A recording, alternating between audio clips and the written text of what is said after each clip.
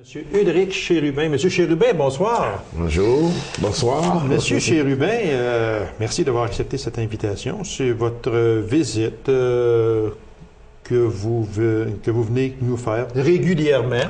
Et on vous en remercie beaucoup. C'est très plaisant de parler, même si vous n'êtes plus préfet de la MRC d'Abitibi. Vous êtes quand même maire de la belle ville d'Amos, alors c'est à ce titre que l'on vous reçoit.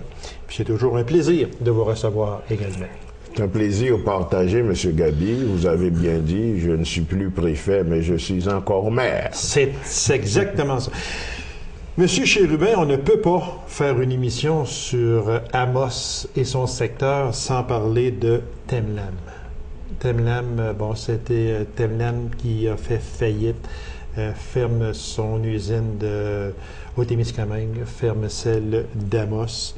Ce qui a étonné et ce qui a frappé les gens, je crois, c'est qu'on est habitué à ce temps ici, depuis un an et demi, 2 ans, à des fermetures temporaires, vu l'approvisionnement de bois, on est obligé, ou un surplus de bois, on est obligé très souvent de fermer l'usine pour 1 mois, 2 mois, 3 mois, avec une réouverture possible à telle date. Ce n'est pas ça pour Temlam, c'est la faillite totale. Moi, j'aimerais que vous me disiez, comme maire d'Amos, ce que vous en pensez et est-ce qu'il y a un plan de sauvegarde? Qu'est-ce qui peut se passer là-dedans? Dans le langage de la boxe, on appelle ça un uppercut. Un uppercut, c'est en plein ça. Quand j'ai reçu la nouvelle, c'est vraiment là un coup de poing qui fait mal, parce que je savais qu'il y avait un surplus d'approvisionnement et le directeur, M. Luc Fortin, avait eu la gentillesse de m'appeler pour me dire on va fermer pour 2 mois. Les 2 mois n'étant même pas terminés, que cette fois-ci, il n'y a personne qui m'a appelé. J'ai appris sur les ondes pendant que je m'en allais vers Val-d'Or que Temlam était en faillite. Quand le journaliste m'a appelé pour me demander mes impressions, je pensais que j'étais dans un rêve ou que lui y était dans les patates. Parce que j'ai pas vu venir ça. Vous n'avez pas vu venir ça du tout? J'ai pas du tout vu venir ça. Et on vous a pas appelé avant, comme on a fait pour une fermeture temporaire. Temporaire, on m'avait appelé au radio. Mais pour la faillite, je l'ai appris comme tout le monde à la radio par un bon journaliste qui est toujours à l'affût des nouvelles et qui est toujours le premier à le savoir. Maintenant, qu'est-ce qu'on fait? Tout de suite, j'ai décidé d'écrire au Premier ministre, à la ministre responsable de la forêt, ainsi que M. Bachand, ministre du développement économique. Parce que là-dedans, vous devez savoir, il y a FGF et Investissement Québec. Oui, donc je me suis dit, le gouvernement étant là-dedans, il faut que j'écrive au gouvernement. Ce que j'ai fait, mais au moment où on se parle, j'ai reçu seulement un accusé de réception du bureau de la ministre, Mme Boulay, M. Bachand. Je lui avais demandé une rencontre. Je n'ai pas de nouvelles encore. Monsieur Chérubin, pour l'économie d'Amos et des environs, parce que ce n'est pas seulement qu'Amos, c'est quand même aussi tout ce qui gravite autour d'Amos, comment on va se ressentir de ça? C'est sûr que ça va faire très mal parce que en tout, c'était 200 employés, cadres, travailleurs et puis les gens qui travaillaient en forêt. Pour le moment, Gabi, on ne sent pas d'impact négatif parce que, bon, c'est récent. Mais je commence à croire qu'à partir des fêtes et après les fêtes, ça va commencer à faire dur quelque part. L'économie amossoise et la région va être touchée. Bon, c'est sûr qu'on dit que les mines vont bien, mais est-ce que ces gens-là, qui sont des travailleurs forestiers, qui ont reçu une formation pour travailler dans une usine hyper dans une usine technique, hyper technique, avec une technologie avancée, à la fine pointe de la technologie. Oui, est-ce que ces gens-là, des jeunes pour la plupart, vont se diriger du côté des mines? C'est peut-être du côté des jeunes, peut-être, malgré qu'il y a certainement dans ça, il y a des travailleurs qui ont peut-être 50 ans et plus, qui pourrait affecter beaucoup à ce moment-là. Pour 50 ans et plus, Gabi, je ne sais pas à l'usine même. Okay. Parce que c'était une usine qui engageait beaucoup plus de jeunes. En forêt, peut-être qu'il y a des travailleurs forestiers qui sont un peu âgés, comme vous dites, mais du côté de Ville-Marie, par exemple. Ce que tu dis là, c'est vrai, du côté de Ville-Marie, mais nous autres, ça fait 4 ans seulement depuis que c'est ouvert. Puis dans leur politique, c'était d'engager des jeunes, de les former en espérant qu'ils vont rester 25, 30, 40, 50 ans avec eux autres. Et c'est ce que je pensais, mais c'est pas ça qui est arrivé. Monsieur Chérubin, vous avez parlé que vous avez écrit au Premier ministre, à Mme Boulay, à M. Bachet, 3 personnes quand même qui sont là, qui sont concernées directement dans cette faillite-là, la SGF également. Bon. C'est beau écrire une lettre, là, c'est parfait, au moins, là, c'est un premier pas à franchir, il est fait.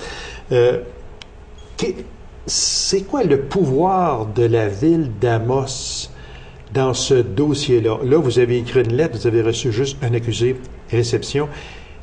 L'étape numéro 2 de la ville d'Amos, ce serait quoi?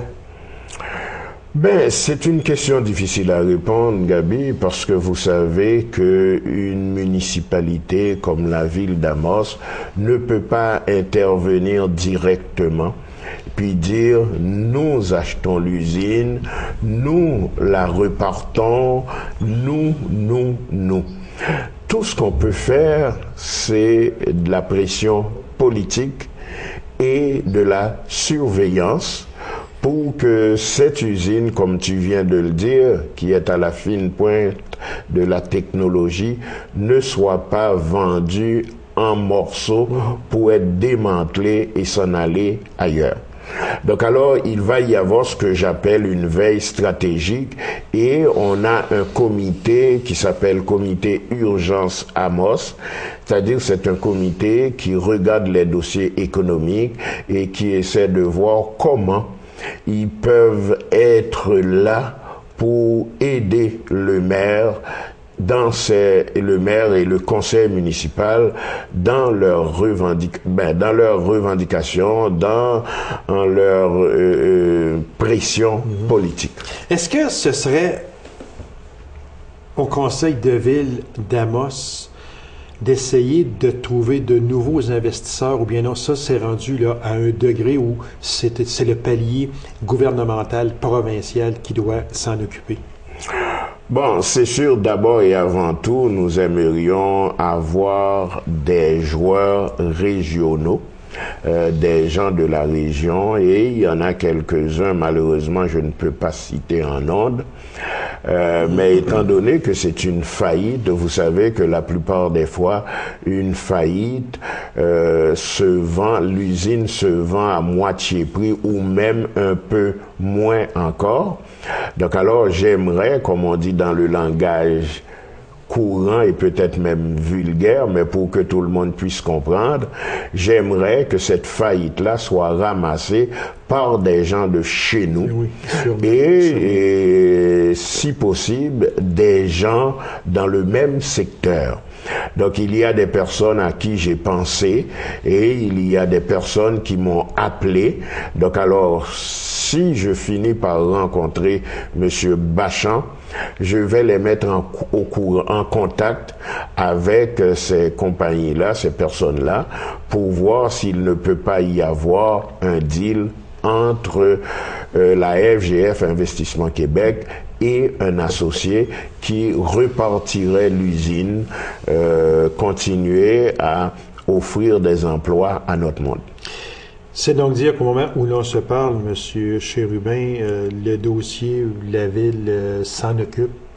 Ah oui, on s'en occupe, mais Gabi, je ne sais pas si vous savez que un dossier de faillite, c'est long. Si je dis que demain matin, l'usine va ouvrir, eh bien, j'induirais les gens en erreur. Oui, parce qu'une faillite, il ne faut pas s'en cacher.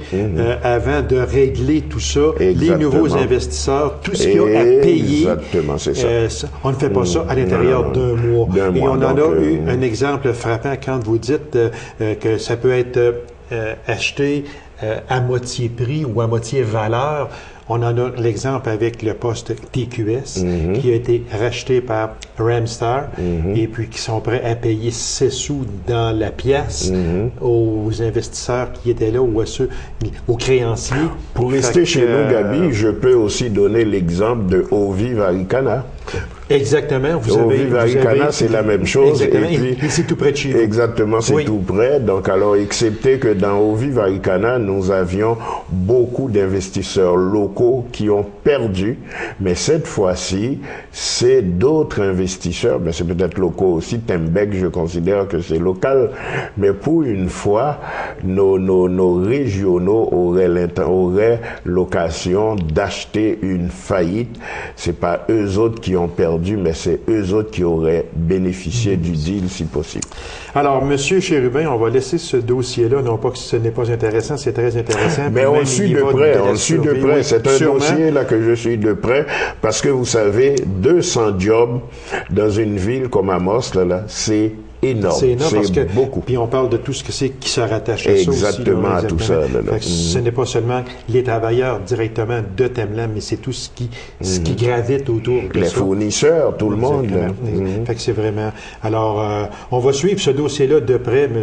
Chérubin, en espérant grandement que cette usine-là trouve preneur, puis qu'elle ouvre à nouveau, parce que c'était... Puis on dit que c'est une usine, comme vous l'avez si bien dit, qui est à la fine pointe de la technologie, qu'on a investi pas plus tard que l'an dernier, ou il y a quelques années, au-dessus de 100 millions à l'intérieur. On ne peut pas laisser une telle usine. En espérant que le dossier suive son cours et de façon positive. Positive, oui, c'est ça. Monsieur Chérubin, vous étiez déjà d'un optimisme modéré. Est-ce que vous êtes encore d'un optimisme modéré avec la prison d'Amos? Mais qu'est-ce qui se passe? Le dossier est rendu où, Monsieur Chérubin? Le dossier y est rendu où? Depuis que on a fait l'annonce, donc c'était déjà un grand pas. On sait que c'est un investissement de 90 millions. C'est une 170 places. C'est une prison flambant neuve et non pas un agrandissement ou une rénovation. Est-ce que le terrain est choisi au moment où l'on se parle? Le terrain, il est choisi, mais jusqu'ici, on ne peut pas le dire. J'ai une bonne idée. Est-ce que c'est la SIC qui travaille ça aussi? C'est exactement, c'est la SIC. Okay. À un moment donné, j'aurais aimé inviter le ministre à venir faire la première pelletée de terre. Mais je suis pas mal nerveux, stressé.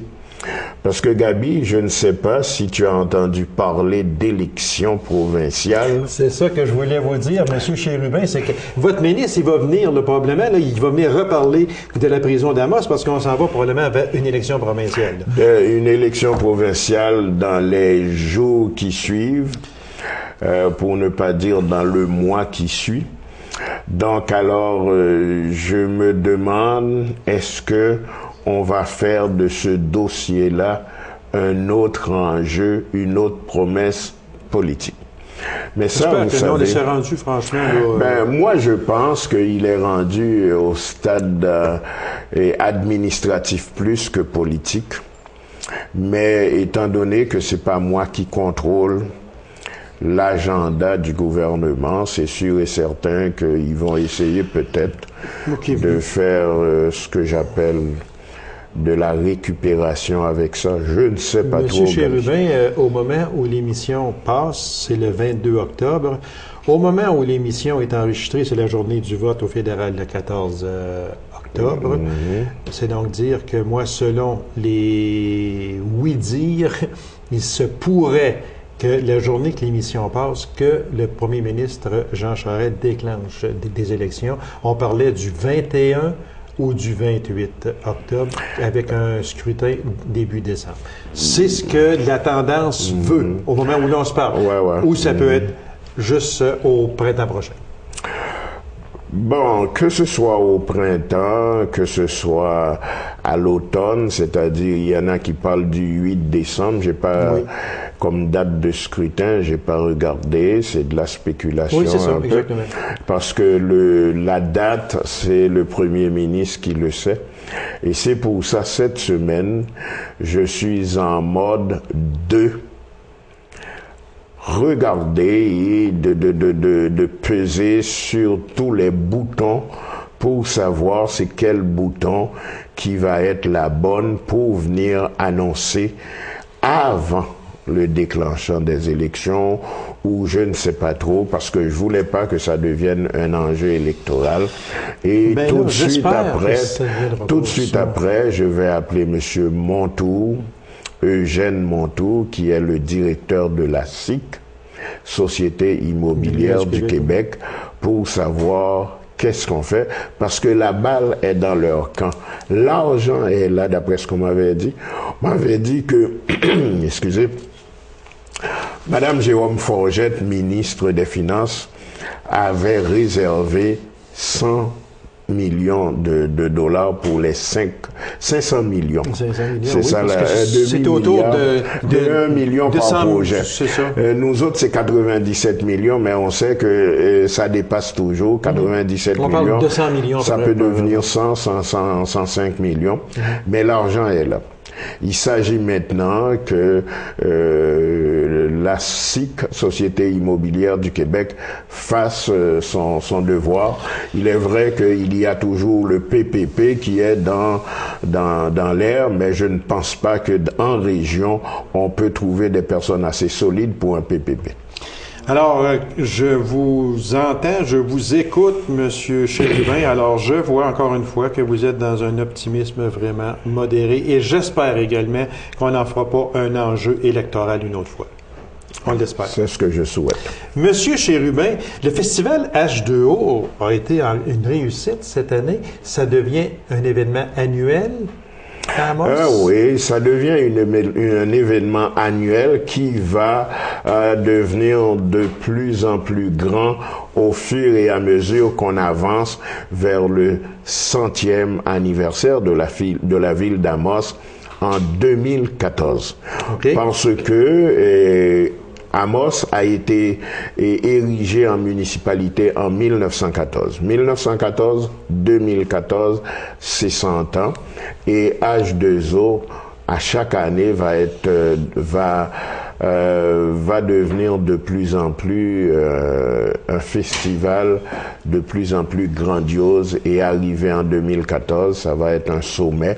On espère que ça va devenir régional, provincial et pourquoi pas international. Monsieur Chérubin, il s'est passé quelque chose la semaine dernière. On parle de la semaine du 7-8 octobre dernier, où on a encore une fois fermé la route 117 dans le parc La Vérandrie. Je sais que vous m'en avez déjà parlé de ça. Puis, j'aimerais, vous pourrez entendre sur ça, parce que là, on isole vraiment l'Abitibi des grands centres. Ben, moi, normalement, ma position n'a pas changé. Moi, pour le peuple autochtone, j'ai beaucoup de sympathie, et je pourrais dire, il y a beaucoup de connivence entre les autochtones et moi, parce que je siège sur un caucus on appelle caucus des villes proches des communautés autochtones. Et je connais les autochtones, je travaille avec eux autres, j'ai beaucoup d'amis, surtout les Algonquins. Mais je dis que c'est pas une bonne solution. S'ils veulent porter des revendications, je suis même prêt à les appuyer dans leurs revendications que je trouve tout à fait légitimes. Donc le traité neuf dont il parle souvent, c'est des revendications légitimes. Et si le gouvernement canadien n'a pas fait ses devoirs, on doit faire des pressions politiques. Mais on ne doit pas prendre la population témiscabitibienne en otage, en fermant la route. C'est un peu ce que les gens pensent, Monsieur Chérubin, et les gens rejoignent votre pensée également. C'est que leurs revendications sont bonnes, sauf que ce sont les gestes que ces personnes-là posent que les gens sont contre. C'est ça. Parce qu'on isole complètement l'Abitibi-Témiscamingue. Il faut qu'il aille chercher des alliés et non pas mettre à dos des personnes qui pourraient être des alliés, mais qui deviendraient, si vous voulez, des frustrés dans ce genre de choses, parce que nous n'avons pas d'autres liens routiers et on sait déjà, les gens se plaignent que l'Abitibi est loin. Imaginez-vous quand le parc est fermé. C'est encore beaucoup plus loin. Monsieur Chérubin, il y a le maire de Champ-Neuf, Monsieur Rosaire Guénette, qui a demandé un boycott des commerces d'Amos. Est-ce qu'on pourrait savoir votre position là-dessus? Bon, c'est parce que la ville d'Amos avait passé une résolution pour, un CAF, là? Pour exactement permettre le transfert permanent du cave de Champ-Neuf vers Sainte-Terre, parce que le transfert était fait de façon provisoire par le ministre de l'époque, M. Pierre Corbeil, et Abitibi-Bowater est venu demander l'appui de la ville d'Amos pour un transfert permanent. J'étais en vacances, j'étais pas là. Le conseil d'Amos a pris la décision de transférer, d'appuyer Abitibi-Bowater. Moi, je suis solidaire avec le conseil. Par le fait même, je ne peux pas renier mon conseil qui a pris une décision unanime pour appuyer une entreprise sur le territoire d'Amos. Je comprends la frustration de M. Guénette parce qu'il est maire, puis cette usine-là, c'était sur son territoire qui va être fermée et on sait que c'est un territoire mono-industriel, une petite municipalité. Je comprends sa frustration, mais ce n'est pas en boycottant les commerces d'Amos que ça va régler son problème. Non, donc alors, je pense que je me suis expliqué avec M. Guénette. Je pense que le boycott n'aura pas lieu et on va voir comment on peut faire pour travailler ensemble. Parce que quand j'étais préfet, j'ai toujours soutenu les gens de ce secteur-là, parce que j'ai toujours dit c'est le secteur dévitalisé de notre MRC. Il faut tout faire pour les aider. Et M. Guénette connaît mon point de vue là-dessus, mais je pense que ça c'est du passé, ça a été réglé, et puis M. Guénette et moi, nous sommes des amis et nous resterons toujours des bons amis. M. Chérubin, il y a une chose en première sur le fil de presse que j'ai vu puis qui m'a vraiment surpris, puis je suis certain que 90% de la population ne sait pas, puis je vais apprendre probablement une chose, je vais leur apprendre une chose, c'est que la ville d'Amos possède son propre réseau de distribution électrique et que vous êtes à faire des ententes avec Hydro-Québec concernant les secours d'urgence, de dépannage, etc. Expliquez-nous donc, c'est quoi ce monsieur le maire? Et je ne peux pas vous dire à partir de quel moment la ville d'Amos a eu son réseau électrique, mais ça fait longtemps. Nous ne sommes pas des producteurs d'électricité, mais nous sommes des revendeurs de l'électricité, c'est-à-dire nous achetons d'Hydro-Québec et un certain nombre de kilowatts qu'on revend à nos concitoyens et concitoyennes on a signé une entente parce que même si on n'est pas des producteurs, mais on exploite, si vous voulez ça, on a des monteurs de ligne, on a des releveurs de compteurs, on a un réseau électrique comme Hydro-Québec, excepté que Hydro produit, mais nous sommes comme Hydro-Québec distributeurs, le réseau de distribution, et c'est en ce sens qu'on a établi avec Hydro-Québec un contrat de réciprocité, c'est-à-dire que s'ils ont un problème, nous pouvons aller les aider, et si nous autres nous avons un problème, ils peuvent nous aider. C'est un réseau de distribution, mais seulement que les comptes viennent d'Hydro-Québec. Non? Non, c'est la ville d'Amos qui envoie des comptes. Nous avons 3000 clients. Ah oui? Et oui, nous avons 3000 clients et nous envoyons chaque mois des factures à des gens. Nous avons, comme Hydro-Québec, des comptes en souffrance. Nous avons aussi un secteur, nous avons un ingénieur qui s'occupe de ça. Nous avons un département d'électricité. C'est donc dire que moi, je reçois mon compte de Hydro-Québec. Si je demeure à moi, je vais recevoir mon compte de la ville. Tout dépend du secteur où tu restes. Okay. Parce que nous autres, c'est concentré dans un quadrilatère, beaucoup plus du centre-ville. Parce que ça, c'est l'ancien Amos. Les gens d'Amos-Est, autrefois, tels que moi, je reste à Amos-Est, je suis sur le réseau Hydro-Québec. Et il y a des gens d'autres secteurs, sûrement à Amos-Est, à Amos-Ouest, l'autre bord. Donc, c'est dans un quadrilatère bien déterminé qu'on pourrait appeler centre-ville d'Amos. Tu vois, on a 3000 clients. Et ces 3000 clients-là, il y a les commerces et puis là-dedans aussi. Monsieur Chérubin, c'est tout le temps que nous avions. Merci infiniment de vous être déplacé d'Amos à Macamic pour cette émission. C'est toujours un grand plaisir de vous recevoir. Et puis, on vous souhaite toutes les chances possibles, Monsieur Chérubin, à vous et à la ville d'Amos pour qu'il y ait un règlement à l'usine Temlam, qu'il se passe quelque chose pour qu'on puisse réouvrir cette usine-là, même si c'est dans un an, mais au moins la réouvrir, qu'elle ne soit pas vendue en morceaux, comme vous avez si bien dit. Et également, dossier de la prison d'Amos, qu'on n'en fasse pas encore un enjeu électoral si élection il y a. En tout cas, je vous remercie beaucoup, M. Gabi, parce que ça, là, même si c'est des dossiers d'Amos, mais on pourrait dire c'est des dossiers qui vont avoir des répercussions régionales. Oui, et je me permets de redire que la prison d'Amos, c'est une prison régionale, en plus d'aller chez les Cris et les Inuits. Exactement. Donc alors, c'est vraiment la prison de la région. Monsieur Chérubin, merci infiniment, puis on se reparle sûrement dans les prochains mois à venir, et puis bon succès avec tous vos dossiers. C'est un plaisir pour moi, Monsieur Gabi, et puis je vous dis à la prochaine. C'est réciproque, Monsieur Chérubin. Alors, mesdames et messieurs, merci d'avoir été là. On se donne rendez-vous à une prochaine émission de On s'en parle. Au revoir et bonne semaine.